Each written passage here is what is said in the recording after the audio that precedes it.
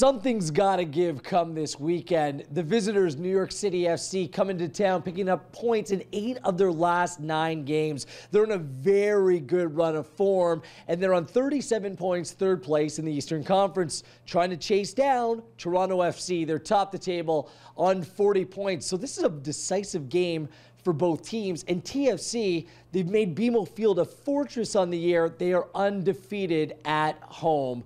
So what are going to be the keys to the match? Let's go there right now.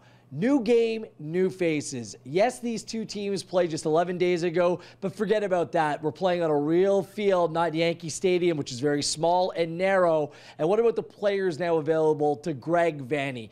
When Sebastian Giovinco went out of that game in New York in the first half, TFC was down 9 regular players. It's incredible. But Bradley, Altidore, Morrow, they've returned from proving victorious with the U.S. men's national team at the Gold Cup. Players have come back from injury. So Greg Vanney's going to have a full complement of players to choose from. Look for a full-strength Toronto FC side, taking on a New York City team that's down a very important midfielder, and Yangel Herrera was sent off last weekend in a 2-1 win against Chicago. He's suspended and unavailable. That limits some of your legs in the middle of the park, and if they end up turning to Andrea Pirlo, he's just a guy that simply can't keep up sometimes to the pace of the game. So if TFC picks up the pace like we expect they will at home, that could mean really good things with Herrera out for NYCFC.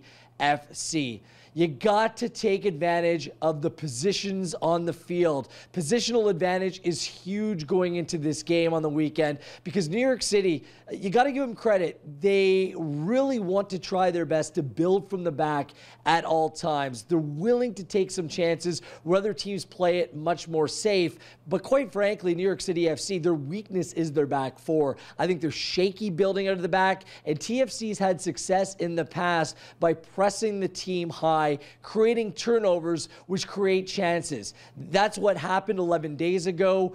And what happens is when they get the ball, especially if TFC wins the ball in wide positions, New York City FC is very weak defending the cross. So force the play high, maybe play a little bit of a higher line, make sure that the press is on, and I think they can do very well against New York City. And finally, it's Villa, the villain. David Villa, the MVP candidate from New York City FC. I mean, he's had an outstanding season yet again at the ripe old age of 35. 14 goals, 7 assists on the season. He leads MLS in shots with 89, and he also leads the Audi Player Index rankings right above Sebastian Giovinco. He's a man that can make things happen out of nothing. Scored a great goal against Chicago. Volley outside the box. Audacious last weekend. Scored from outside the box 11 days ago against TFC as well. So he's just not that player that will score goals from in tight and in close range.